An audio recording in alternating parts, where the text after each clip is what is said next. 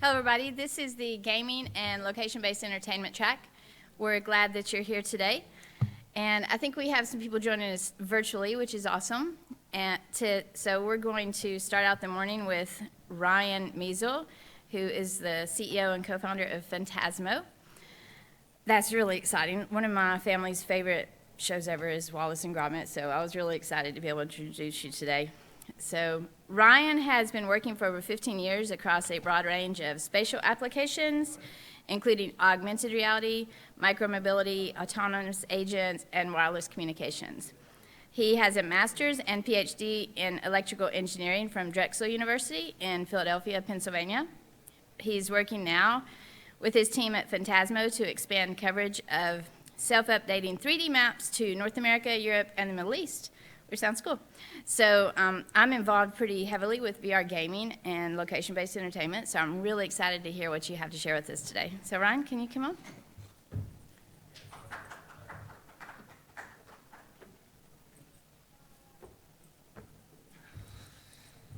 Well, thanks, Sonia, for the warm introduction. Certainly happy to be here at AWE, back in person. The whole goal of AR is to get people out and interacting with the world and each other, so it's nice to be here in person again. So I'm here today to represent a group that came together to build a new immersive experience for Wallace and Gromit called Fix Up the City. And we're going to start off with a short video overview to give you the spirit of the project. The big fix-up. Let's have a look. We're using the latest technology to invite everyone to come and help us. Let's put these fires out. There's another one done.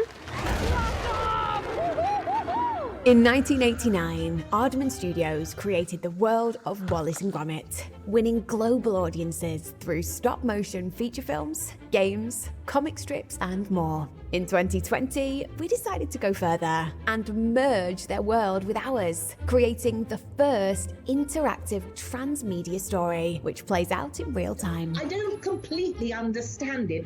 It's kind of an experience for everybody. Yeah, Miriam, it sounds complicated, and that's because nothing like this has ever been done before. To fix the city of Bristol, Wallace creates a new company, and people are invited to help him on an adventure with lots of challenges. Glad to have you on board.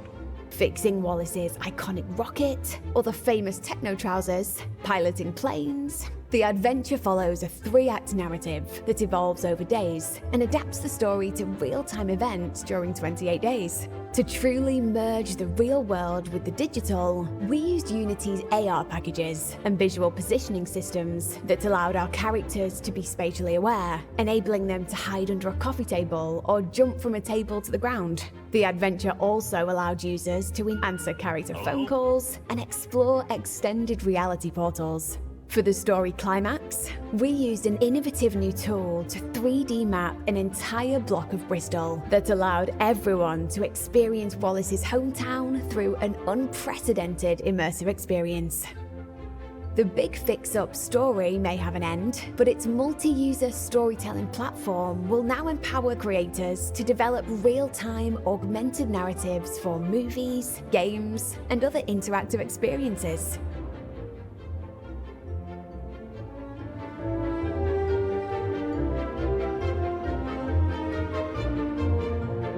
The big fix-up needs your help. Get cracking. So yeah, before we get into all the details here, I want to talk about this group of companies that came together to make this experience a reality. So Fictioneers is a consortium of companies of developers, creators, producers based in the UK. And this is the 3 groups at the top here, which is Sugar Creative, an AR/VR studio. We have Potato, a digital product development studio, and also Tiny Rebel Games, a game developer. Fictioneers collectively teamed up with Aardman, which is an award-winning studio that does animations and series and advertising and games to bring Wallace and Gromit into the real world. And then we, of course, have my company, Fantasmo, which provided the foundational mapping and positioning technology that went into building the live AR experience, which is the piece that we'll be spending some more time on today. And finally, all of this was pulled together through the Unity platform. So between the mixed reality frameworks as well as the CG animation functionality, we were able to create a wide array of immersive content that users could use to interact with the Wallace and Gromit group. So we began this by thinking of if we want to bring players into this world of Wallace and Gromit, what's going to make it truly immersive? How are they going to feel as if they are really part of the Wallace and Gromit universe? And the answer lies in spreading it across multiple media channels and enabling players to interact in a wide variety of ways that span from comics to CG animations, at-home game experiences, as well as live city-scale AR experiences. And it's this last piece here that we'll be really digging into the details on today. When we think about AR today and the state of location-based gaming, it's often fairly shallow experiences. It's layering virtual assets on top of a 2D map and having a player navigate to it, or just placing some 3D objects arbitrarily in front of the camera that might respect motion tracking. But there's not really an essence of it being part of that world, being purposely put at a location and understanding the context of its environment. And for AR to be able to take that next step and to be able to really feel like it's as if it's integrated as part of the world, it has to answer these two fundamental questions. The first being, where am I in the context of the mobile device or the HMD, really truly understanding the position or orientation of that device in space, and then saying, what is around me? And that's about having the digital twin with semantic elements and perceptual understanding of that. And answering these questions is really about getting between the virtual and the physical world and crossing that divide. So in the context of this Wallace and Gromit experience and how we view our ability to create that bridge, it's really around these three aspects. The first is generating a scaled digital twin of the environment in which you're going to deploy your experiences. The second is authoring content to that digital twin and really keying in on the location-based aspect of that content. And then finally is aligning the virtual content with the physical world that we have the map of. And that's going to be through a visual positioning stack. And we're going to spend some time in this conversation going into each of these aspects. So the first step here is to create the digital twin, to actually have a 1:1 digital replica of the physical environment that you're going to deploy into. When you're thinking about, okay, we want to take this to city scale, it's going beyond what you can do with a time of flight sensor on the back of an iPhone. You know, something that's a few feet in front of you where you might map out a small area and you place some content. This is about scaled experiences. This is about, we want to deploy AR content across an entire city or across an entire section of the city or in a sports arena. Or in a transit hub. You know, these are large areas that can't be mapped by a single user in a planned experience. And so to be able to create this type of experience and author the content and deploy it in a meaningful way, you first have to be able to create a digital twin of that entire area. So one approach to this is photogrammetric techniques. So this is taking imagery from either ground or aerial sources and using processing, quite a bit of processing, to turn that into a 3D model. One of the challenges here is that it's often difficult to source this kind of data. The other being that it's a fairly brittle and computationally expensive process. The alternative here is that you can also use LiDAR-based techniques, which are similar to the HD maps that you see in the autonomous vehicle industry. So this can also allow you to create these very large-scale 3D maps, but in a very quick and reliable fashion. At my company, Fantasmo, this was the route that we took. So we've built a mobile mapping system. It's very similar to what kind of sensors you see on an autonomous car, but it fits right on your back. So it's got 2 Velodyne LiDARs, a 360 camera array on top, inertial sensors, GPS, all the trimmings that you would need to quickly map an area as fast as you can walk. So you can drone this, walk through city streets, you can walk through sports venues, transit hubs, concert venues, really any area that is large that you want to create a quick digital replica of, you can do using the system. And as of today, we've used our system now to map thousands of kilometers of streets across North America and Europe, as well as hundreds of indoor venues. And so for Wallace and Gromit Fix Up the City, the goal here was to deploy into several different city locations. And so we looked at Bristol, UK. We also set up in Cardiff, and then finally San Francisco in Yerba Buena Park. This satellite overhead here is from the target area that we launched in Bristol. So it's approximately a 1 square kilometer area down towards the middle of the city. And we were able to collect the data for this area in about 45 minutes. So it is very time efficient to go and do your initial setup, and you can establish digital twins in large areas fairly quickly. The output of that resulting scan is a 3D point cloud, which has semantics and color baked into it, but we're able to, through a human loop process, bring that into a fairly low poly 3D mesh.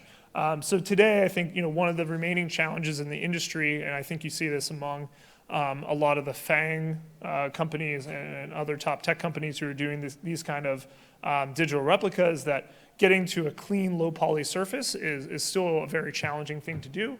So you can generate point clouds and you can generate high poly meshes, but those are not optimal for authoring or for deployment scenarios. And so there still is a bit of a human in the loop process to decimate, clean some of the edges, and make it higher utility for the authoring and deployment process. But you'll see here with this digital twin, we're able to author content for exact locations. We're able to provide physics, occlusion. And so this is just a little test experience here where we placed Big Lad, one of the villains of the Fix Up the City game, and have him spawning at a certain location, have some of his minions running around on the mesh, and also have him interacting with that mesh. And that's all based on this idea of having the digital twin underlying this application. So now we're going to look at how we actually build this content on top of the digital twin that we just created. Now for this purpose, we're using Unity. This is a very stripped down toy example for the purposes of demonstrating the use case. But once you have that low poly mesh, it's really just treated like any other mesh that you'd bring into a content authoring pipeline. So any 3D rendering engine, you can just drop this asset in. It's already 1-to-1 scale. And so this is how you can think globally about what your application is doing, but you're actually working locally because this is all Euclidean XYZ, so there's no GPS coordinates or transforms that the developer has to deal with. And it's very intuitive and familiar with what a 3D developer is used to. Once you have placed your digital twin into the environment, now you can go ahead and author your content. And you do this just like you would any other virtual environment. So in this case, it just happens to be you authoring on top of a digital twin of the real world, but it's no different other than that. So here we're just placing some cubes just for the purpose of showing that we can drop assets in respect to certain locations in the environment, with the idea that once you do this inside of your authoring system, that then when you go to deploy, that content's going to show up exactly where you author it to be in respect to the environment. And then finally, we need to prep our scene to be deployed in AR. One of the aspects here about AR is that we need to have the live camera feed coming through so that we can overlay our virtual assets on top and really meld that digital world with the physical world. And so Unity provides some great built-in functionality to enable this. So even though we have a standard mesh that we're authoring on top of, when we go to deploy the experience, we don't want the mesh to show up in the app, though we do want it to be there for physics and occlusion purposes. And so for this reason, we're using the occlusion shader provided by Unity. And what this enables us to do is set that mesh to being transparent, but at the same time, it's still within the scene. And so it will respond to physics events and it will provide occlusion by doing a Z-def filter on it. So basically any virtual content that is behind it, behind that mesh will still be occluded by it, even though the mesh itself is transparent. But of course, like many others in the past time, we ran into this problem as we were building the experience of what happens when you're building this large-scale AR experience and then nobody's allowed to go outside. And so we had to think about how we could translate the digital twin and the experience that we were working on into an at-home environment. And fortunately, between having this digital replica and also as well as some of the other Unity tooling, we were able to do that in a very nice fashion. So here you'll see that we took our digital twin that we were using for one-to-one authoring, and we brought it into a miniaturized form factor. So even if somebody's in their personal space and not on location, they're still able to interact with that content and treat it like any other world-based application in that sense. At the same time, you can't control what somebody's personal space looks like, and you probably don't already have a map of their living room. And so it's necessary to have the ability to dynamically assess what's happening in the environment so that you can author your content in a way that's going to respect it. And that's where Unity Mars comes in. And it allows you to create rule sets for dynamic objects in the environment, planes, and other items that you might find around in an AR space. And so using this, we were able to bring a lot of the content that was purposed for these on-location environments and just move them into these dynamic at-home experiences. And then for the last bit here of content authoring, we have this innovative new storytelling platform that was developed in-house by Fictioneers. So at the beginning, we talked about how there is comics and CG animation, the AR experiences and more. And when you're doing this over the course of days and weeks and rolling out this content in a storytelling type fashion, you need some way to coordinate all that and orchestrate the release of that content. And that's what Fictioneers platform allows you to do. So finally, we come to how we actually overlay this virtual content onto the physical world, and that is through visual positioning. When you're thinking about aligning the virtual and the physical worlds as far as AR is concerned, it's really this idea of I want to line up my view perspective so that it matches what a human would be seeing in the physical world, right? And so the key to that is finding how your AR device is actually oriented in physical space and translating that back into your view perspective. So as this simple example here, when somebody is on location in Bristol and they're looking at a portion of the council building behind, using the visual positioning technology, we can detect the position and the orientation of how that image was captured, which allows us to place the view of the AR camera into that space and display the localized content that was established for it. So we'll quickly, we'll get technical for 1 second to just explain a little bit deeper how that actually functions. Visual positioning is an augmentation on top of native VIO tracking.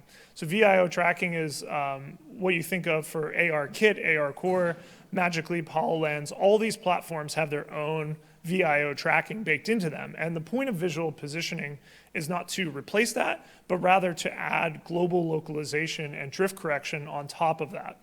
And so what is physically happening is that we are treating visual positioning as our global frame of reference, whereas the VIO tracking native to the platform is going to just act as your frame-to-frame local tracker. And so What we're really trying to do when we're saying, oh, that we're aligning the virtual and the physical world, is that we're finding that transform between the local space and the global frame provided by visual positioning.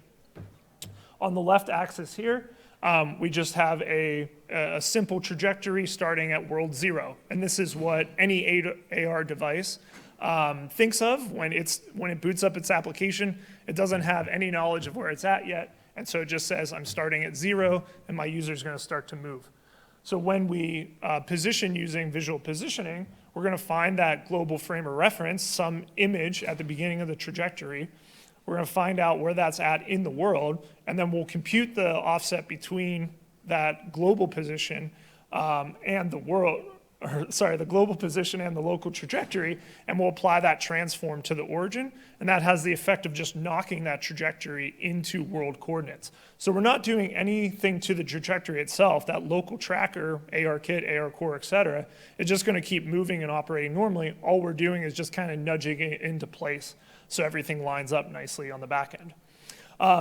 The actual code that does this inside of Unity is listed there on the bottom. We won't go through it, but the idea here is that when we're working inside of a 6-dimensional space, which we are in AR, we have to treat all 3 dimensions of position and all 3 dimensions of rotation when we're doing this pose update.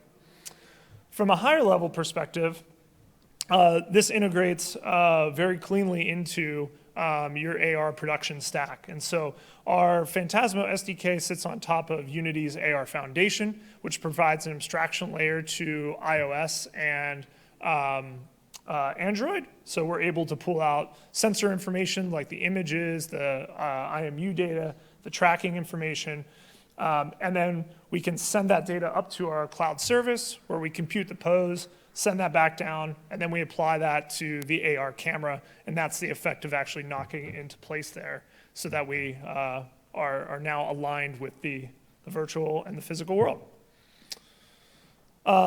And when we bring all of this together, the digital twin, the location authoring, the storytelling platform, and the visual positioning, we end up with a result that is truly the most immersive AR experience for city-scale AR built to date.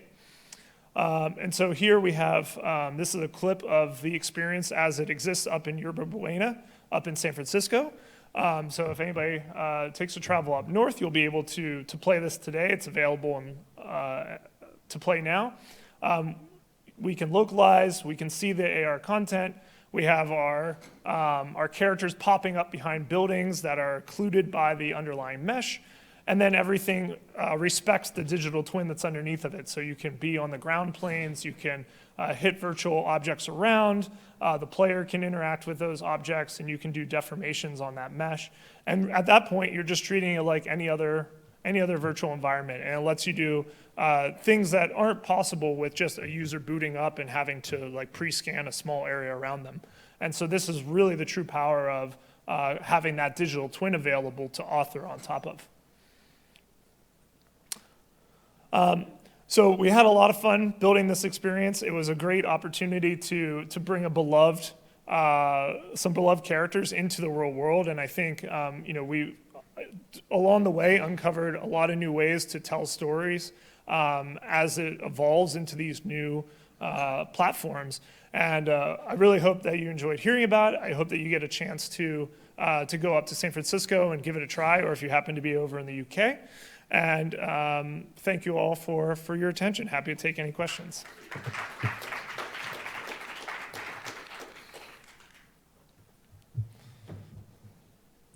Thank you for your talk. Very, very nice work. I noticed when you pull in the digital twin on the editor, I noticed that it was very, very polished. Mm-hmm. However, when we see scans, right, the scans are often low poly and they have a lot of noise. Do you need to do any sort of like curation or polishing, manual polishing of the models before they are used for creation and also for localization? That's my first question. The second question, what level of accuracy do you achieve when you localize with the VPS? Sure. So first question was asking if the low poly meshes were a result of some refinement on top of them. Today it is. So I think this is an outstanding problem in the space, is how you take these large meshes and decimate them to a point where their surfaces and edges are very clean. And so that was a bit of a human in the loop process, but we went from our point cloud into an automated meshing pipeline that spit out a very high poly mesh. And then we had an artist work to just clean that up a bit and make it easier to import into our application. I think the second question was about the relative accuracy of the visual positioning solution. So today, on average, we see about a positional accuracy of around 20 centimeters and a rotational accuracy of about 2 degrees. And that's across all 3 dimensions in each. This is varies somewhat based on the scale of the environment. So because in visual positioning, you're essentially ranging off the visual features in the environment. So if visual features happen to be 200 or 300 meters away versus 10 meters away, that can affect the accuracy of the solution. So if you're on tight streets, it'll be more accurate than if you're in a giant park such as Yerba Buena, where your features are very far from you.